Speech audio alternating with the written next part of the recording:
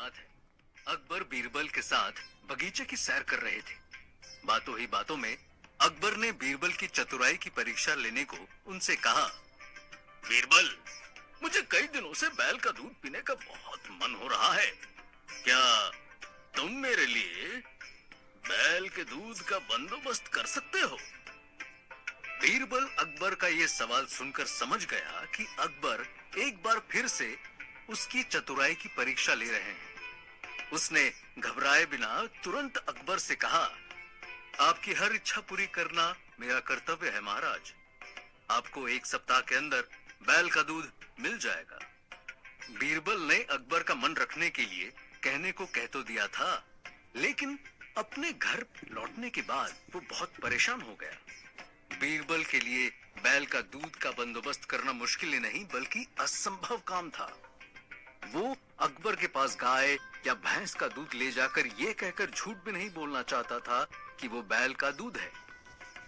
बीरबल की परेशानी उसकी बड़ी लड़की से देखी नहीं गई। उसने उससे पूछा, क्या बात है पिताजी, आप बहुत परेशान नजर आ रहे हैं। तब बीरबल ने कहा, इस बार महाराज अकबर ने मुझे अजीब सी मुसीबत में डाल दिया है। बीरबल की लड़की ने बीरबल से पूछा, ऐसा तो क्या मांग लिया इस बार महाराज ने आपसे? बीरबल ने कहा, बैल का दूध। बीरबल का जवाब सुनकर उसकी लड़की हैरानी से बोली, बैल का दूध? आपको कह देना चाहिए था कि बैल कभी दूध नहीं देता है। इस पर बीरबल ने अपनी बेटी से कहा, महाराज भी अच्छी तरह जानते हैं कि बैल कभी दूध नहीं देता है, लेकिन ऐसा कहकर वो मेरी चतुराई की परीक्षा ले रहे हैं। तब बीरबल की लड़की ने उसे जवाब दिया, तो आप चिंता मत कीजिए पिताजी, महाराज अकबर के लिए बैल के दूध का बंदोबस्त मैं कल सुबह होने से पहले कर दूंगी। चौंकने की बारी अब बीरबल की थी। उसने अपनी बेटी का यह जवाब सुनकर उससे पूछा, बैल का दूध तू कहां से लेकर आएगी? बीरबल की लड़की ने जवाब दिया, आपकी ही बेटी हूं। अब ये आप मुझ पर छोड़ दीजिए और आप आराम से खाना खाकर सो जाइए। बीरबल की बेटी ने कुछ सोच लिया था। वो उस रात सोई नहीं और रात के 2 बजे वो ढेर सारे कपड़े लेकर तालाब पर धोने के लिए चली गई। वो तालाब अकबर के महल के पास ही था। उस तालाब में वो जोर जोर से कपड़ों को पत्थर पर पटक कर धोने लगी। उसके बार बार ऐसा करने से अकबर की नींद टूट गई और उसने गुस्से में आकर अपने पहरेदारों से कहा, ये कौन पागल धोबी है जो इतनी रात को कपड़े धो रहा है? पकड़ कर लाओ उसे हमारे पास।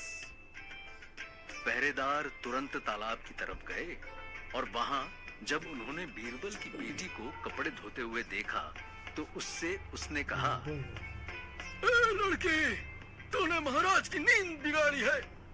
तुझे इसकी सजा देने के लिए महाराज ने इसी वक्त दरबार में हाजिर होने को कहा है। तब उस लड़की ने पहरेदारों से कहा, ये तालाब तुम्हारे महाराज का नहीं है।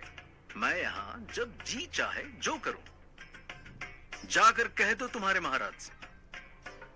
उस लड़की का ये जवाब सुनकर पहरेदार गुस्सा हो गए और उसे पकड़कर अकबर के पास ले गए। बीरबल की बेटी यही तो चाहती थी। अकबर बीरबल की बेटी से कभी नहीं मिले थे, इसलिए वो उसे नहीं पहचानते थे। अकबर ने उससे पूछा, तू इस वक्त तालाब में कपड़े धोकर क्यों हमारी नींद खराब कर रही है? तब उस लड़की ने जवाब दिया, महाराज क्या करूं, बात ही ऐसी है, पर मैं ये बात किसी से नहीं कह सकती। अकबर को उसका जवाब सुनकर उसके बारे में और ज्यादा जानने की इच्छा बढ़ने लगी। अकबर ने उससे पूछा, तुम बिना किसी संकोच के जो भी बात हो हमसे कह सकती हो। तब उस लड़की ने जवाब दिया, महाराज बात कुछ ऐसी है कि मेरे पिताजी ने अभी कुछ देर पहले एक लड़के को जन्म दिया है। उनके पास इस वक्त पहनने के लिए घर में कोई और कपड़े नहीं है, तो मुझे इसी वक्त सारे कपड़े धोने यहाँ आना पड़ा। उस लड़की का जवाब सुनकर अकबर गुस्सा हो गए और जोर से बोले, तूने हमें बेवकूफ समझ रखा है लड़की। एक आदमी कभी बच्चे को जन्म नहीं दे सकता।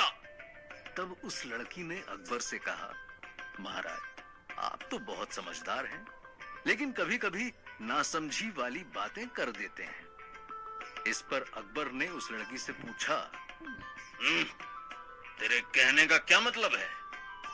उस लड़की ने अकबर को जवाब दिया, महाराज माफी चाहूंगी, लेकिन अगर एक आदमी अगर बच्चे को जन्म नहीं दे सकता है तो एक बैल भी कभी दूध नहीं दे सकता है। तब अकबर ने चौंकते हुए उस लड़की से पूछा, तू कहीं बीरबल की लड़की तो नहीं है? उस लड़की ने हाँ में सिर हिला दिया और अकबर ने उससे कहा, तू अपने पिता की तरह ही बड़ी चतुर है। जाकर अपने पिता से कह देना कि अब हमें बैल के दूध की जरूरत नहीं है।